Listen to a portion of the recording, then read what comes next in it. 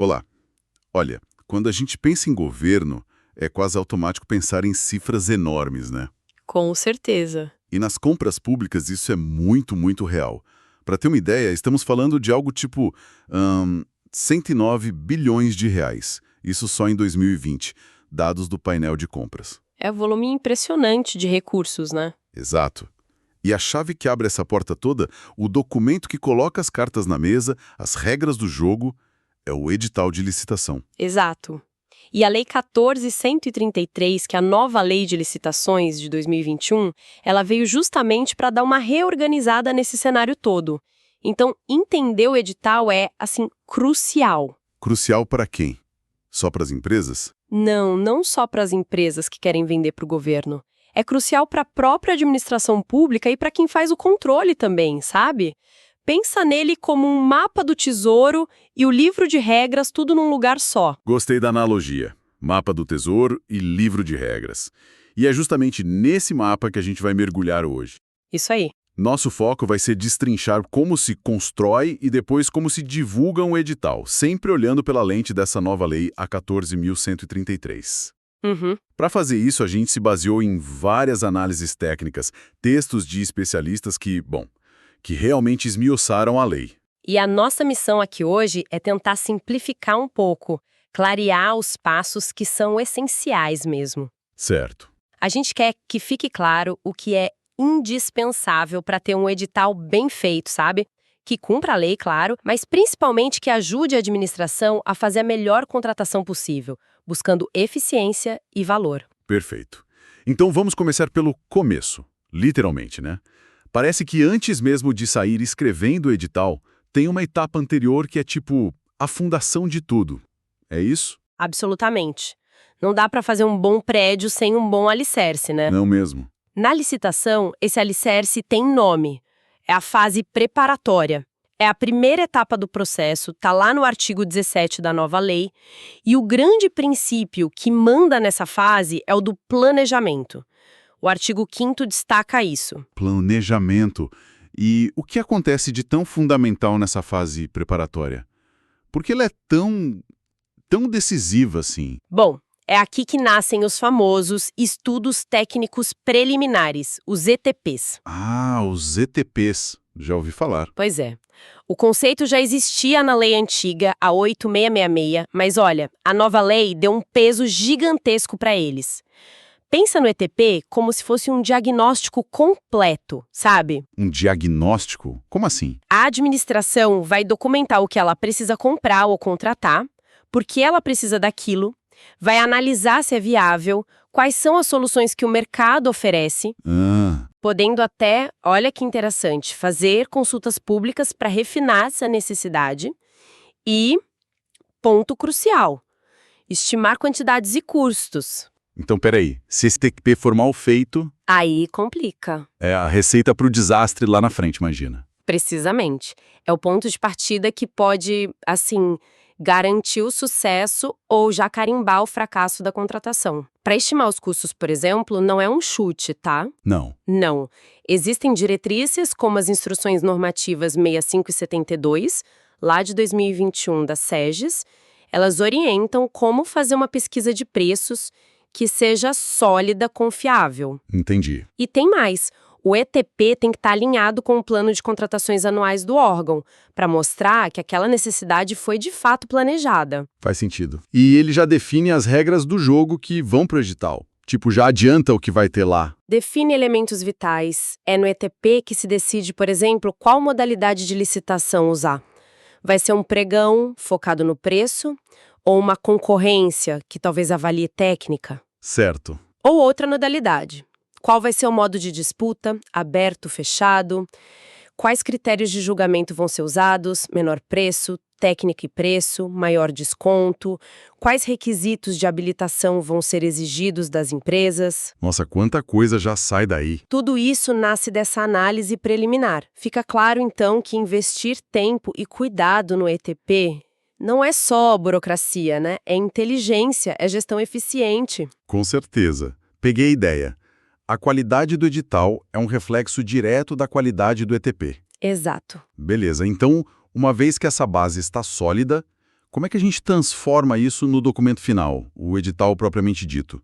O que não pode faltar de jeito nenhum? Olha, o edital é a lei interna daquela licitação específica.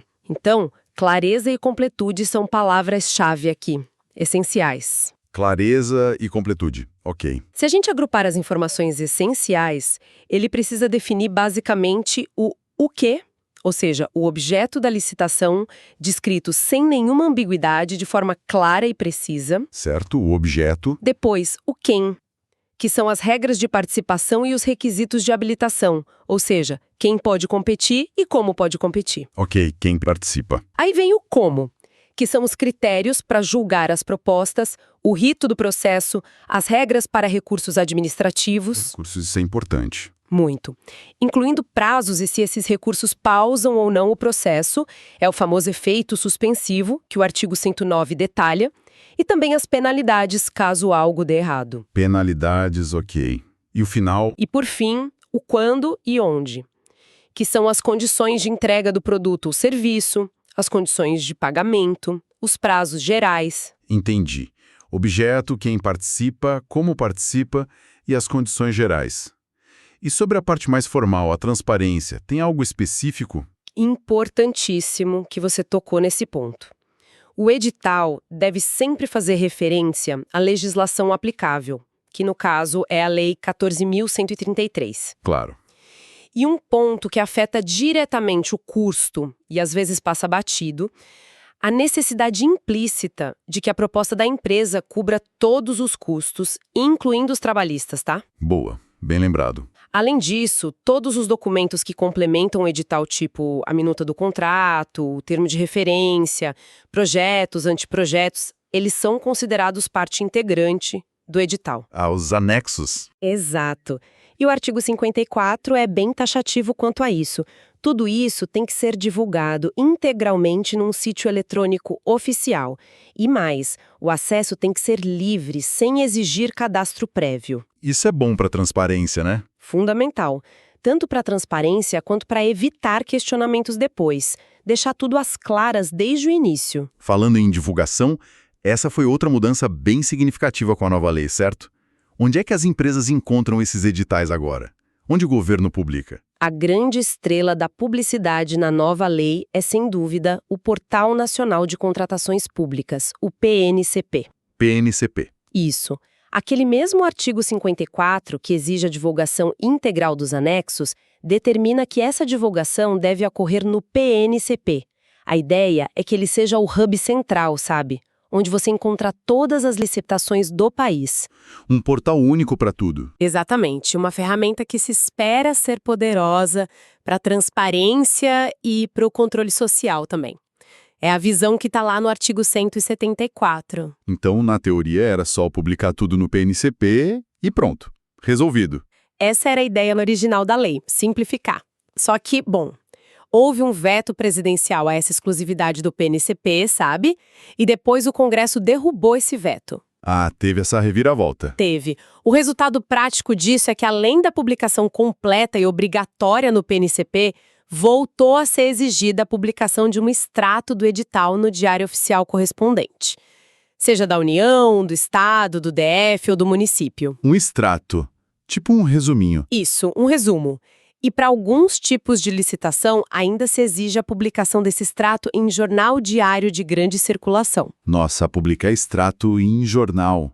Parece um pouco, sei lá, anacrônico na era digital, não acha? Muita gente argumenta exatamente isso, que gera um custo extra e tem pouca efetividade hoje em dia. Mas, legalmente falando, essa exigência do extrato voltou e existe. Entendi. O ponto central, no entanto, e onde a informação completa e confiável tem que estar, é o PNCP. A questão agora é acompanhar se todos os órgãos, especialmente os municípios menores, já estão conseguindo usar o PNCP de forma eficaz como rotina. É um ponto relevante sobre a implementação da lei na prática. Bom, uma vez publicado o edital, começa aquela contagem regressiva para as empresas prepararem suas propostas, né? E os prazos? Eles variam muito. Variam, sim. E a lógica por trás dessa variação, que está estabelecida lá no artigo 55, é bem interessante. Basicamente, quanto maior for a complexidade do objeto que está sendo licitado e, também, quanto maior o risco para o licitante, maior vai ser o prazo mínimo exigido entre a divulgação do edital e a data de apresentar as propostas. Ah, faz sentido. Mais complexo, mais tempo. Exato. É um reconhecimento de que qualidade exige tempo de preparo. E você pode dar uma ideia dessa variação? Qual é o espectro, sim, do mais curto para o mais longo? Claro, para aquisição de bens comuns, usando aqueles critérios mais simples, tipo menor preço ou maior desconto, o prazo mínimo é de 8 dias úteis. 8 dias úteis? É bem curto. É curto. O que reforça ainda mais a necessidade de um edital super claro, desde o início, né? Para serviços e obras comuns, com esses mesmos critérios, sobe um pouquinho, 10 dias úteis. Ok. 8 para bens, 10 para serviços de obras comuns. E para os casos mais complexos, tipo obras maiores? Aí a diferença é bem significativa. Para obras e serviços de engenharia que usem o regime de contratação semi-integrada ou quando se usam critérios mais complexos como técnica e preço, ou melhor técnica, o prazo salta para 35 dias úteis. 35 dias úteis ia dar uma folga maior. Bem maior. E no caso mais extremo, que é a contratação integrada de obras, aquela onde o contratado assume mais riscos, como elaborar projeto básico e executivo, o prazo é de 60 dias úteis. 60. 2 meses, praticamente. Quase isso. E tem o leilão também, né? Onde o critério é o maior lance. Para esse, são 15 dias úteis. O ponto-chave é: desrespeitar esses prazos mínimos é fatal para o processo. Fatal como? Qual é a consequência direta se a administração der um prazo menor? Viola diretamente um princípio fundamental da licitação, que é o da competitividade. Ah, claro. Dar tempo insuficiente impede que bons concorrentes consigam preparar propostas adequadas, e isso prejudica a busca pela oferta, que é realmente a mais vantajosa para a administração. Na prática, isso pode levar à anuação de todo o processo licitatório. Entendi. Faz todo sentido. O prazo é uma garantia de competição real, de fato. Agora, imagina a situação. Uma empresa pega o edital para ler e encontra uma exigência que parece, sei lá, ilegal ou tem uma cláusula meio ambígua que não dá para entender direito. O que ela pode fazer nesse caso? A lei assegura o direito de qualquer pessoa, e olha que interessante, não precisa ser um potencial licitante, pode ser qualquer cidadão, de pedir esclarecimentos sobre o edital ou de impugná-lo se encontrar irregularidades. Qualquer pessoa? Interessante. Sim, isso está ligado à ideia de controle social e publicidade do processo. O artigo 65 da lei estabelece como funciona. O prazo para questionar é curto, hein? Até 3 dias úteis antes da data marcada para a abertura da licitação. 3 dias úteis antes? E a administração tem que responder? É obrigada. Sim, é obrigada a responder. E também tem um prazo para isso. Até 3 dias úteis. E a resposta tem que ser divulgada no mesmo lugar onde está o edital, naquele sítio eletrônico oficial. E atenção, no máximo até o último dia útil anterior à data de abertura. Entendi. E tem um detalhe crucial aqui. A resposta que a administração dá a um pedido de esclarecimento, ela vincula a própria administração e todos os outros licitantes. Ah, então o que for esclarecido passa a valer para todo mundo. Exatamente. Passa a integrar as regras do jogo para aquela licitação. O STJ, inclusive, já confirmou essa vinculação em algumas decisões importantes. Legal saber disso. E quais são os problemas mais comuns que você vê que geram esses questionamentos? Aquelas coisas que quem elabora edital deveria ter uma atenção redobrada para evitar. Olha, as fontes que a gente consultou apontam alguns clássicos, sabe? Coisas que se repetem. Tipo o quê? Exigir uma marca específica sem ter uma justificativa técnica muito robusta para isso. Pedir qualificações técnicas ou financeiras que são excessivas, desproporcionais ao objeto que vai ser contratado. Às vezes isso acaba direcionando o resultado, né? Restrição de competição. Exato. Exigir atestados com características tão específicas que pouquíssimas empresas no mercado conseguiriam atender. Ou então incluir como requisito de habilitação alguma exigência que não tem relação direta com a capacidade da empresa de executar o contrato. Por exemplo, em alguns contextos, exigir cumprimento de regras de PPB, o processo produtivo básico, como condição para participar. Entendi. São pontos delicados. São pontos que frequentemente acendem um alerta vermelho. E muitas vezes, a raiz desses problemas está lá atrás, numa falha do ETP, da fase de planejamento. Volta tudo para o ETP. Quase sempre. E se a administração receber a impugnação e não corrigir a irregularidade apontada, o que acontece? Bom, além da possibilidade de ir para a justiça, quem se sentir prejudicado pode e deve representar aos órgãos de controle externo, como os tribunais de contas. O artigo 170, parágrafo 4º, permite isso. Certo. Controle externo. Entendido. Esses questionamentos todos, eles nos levam a pensar também sobre o fluxo do processo em si. Uma das grandes mudanças da Lei 14.133 foi na ordem das fases da licitação, né? Como é que o edital reflete isso? Exatamente. Essa mudança no rito procedimental padrão foi muito inspirada na agilidade do pregão, que já funcionava assim. O artigo 17 da nova lei estabelece que, como regra geral, a sequência agora é: primeiro, recebem-se as propostas. Depois, faz-se o julgamento para identificar qual é a mais vantajosa. E só então, só para o primeiro colocado, é que se vai verificar os documentos de habilitação. Há a famosa inversão de fases. E por que isso é considerado mais eficiente? Porque a administração foca a análise detalhada daquela papelada toda de habilitação apenas em quem tem chance real de ganhar a licitação, e não em todos os participantes. Isso economiza um tempo e recursos consideráveis. Faz sentido. Analisa a fundo só quem está na frente. Isso. Contudo, isso é bem importante. A lei permite uma exceção.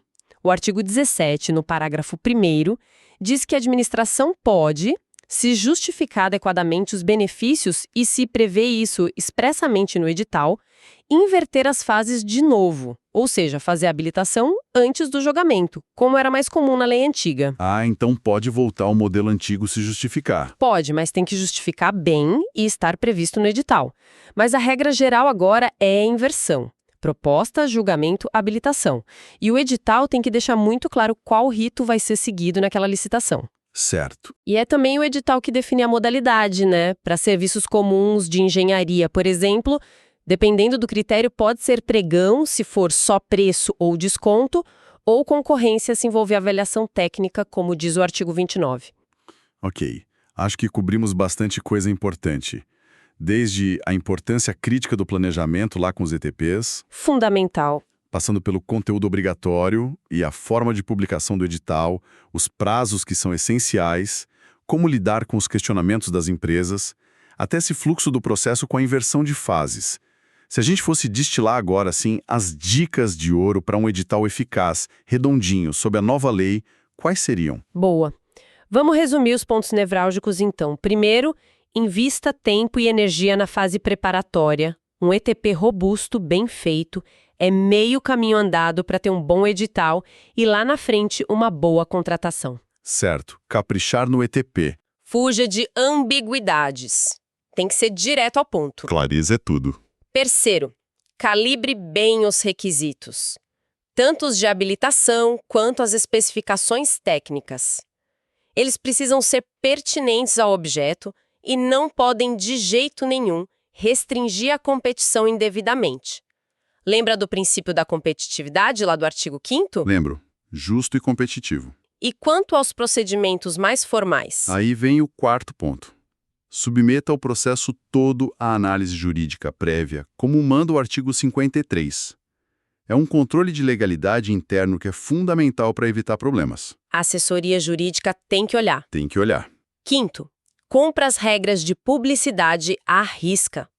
O foco principal é a divulgação completa e acessível no PNCP, mas sem esquecer dos extratos que ainda são exigidos por lei. Publicidade correta. Festo, respeite os prazos mínimos para as empresas apresentarem as propostas. Eles são sagrados para garantir a competição. Não pode reduzir. Prazos são sagrados. E sétimo, para fechar, Trate as impugnações e os pedidos de esclarecimento com seriedade e responda dentro do prazo legal. Isso não só previne litígios futuros, mas também demonstra boa gestão e respeito aos participantes. Excelente síntese. Fica muito claro que o objetivo final disso tudo é equilibrar a legalidade, a eficiência e a busca pela melhor proposta possível para a administração pública, como o próprio artigo 11 da lei coloca, né? Exatamente. É um processo que tem sua complexidade, sim, mas com planejamento cuidadoso e atenção a esses detalhes que a lei define, ele pode ser muito mais eficiente e gerar resultados bem melhores para o serviço público e para a sociedade. Percorremos um caminho bem importante hoje, né? Desvendando essas etapas cruciais da elaboração e da publicação do edital sob a nova lei de licitações. Do planejamento inicial, lá nos ETPs, até os prazos, os ritos. Cada detalhe realmente importa. Importa muito. E para a gente deixar uma reflexão final para o pessoal que nos ouve, a Lei 14.133 trouxe, sim, ferramentas para buscar mais planejamento, mais eficiência, mas a grande questão que fica é: como é que a cultura administrativa, o dia a dia dos órgãos públicos, pode realmente incorporar essa mentalidade de planejamento robusto nos ETPs? Boa pergunta. Como superar aquele formalismo excessivo que, às vezes, a gente ainda vê emperrando os processos? Como garantir que o foco seja no resultado efetivo da contratação e não só em cumprir a forma pela forma? Especialmente agora, considerando a complexidade de regulamentar e implementar todos os aspectos dessa nova lei depois do período de transição que tivemos. O próprio TCU, num acordão relevante, o 1211 de 2021, já apontava essa tensão, sabe, entre seguir a forma e alcançar o resultado. Uma provocação muito pertinente mesmo. A mudança cultural precisa caminhar junto com a mudança legal. Não tem jeito. Exato. Bem, com essa reflexão, chegamos ao final da nossa análise de hoje. O tema das licitações é profundo, a gente sabe, mas esperamos ter conseguido lançar uma boa luz sobre essa peça tão central que é o edital. Com certeza. Agradecemos a atenção de todos que acompanharam. E a dica é: continuem explorando, questionando, buscando conhecimento. O aprendizado nessa área é contínuo. É isso aí. Muito obrigado e até a próxima.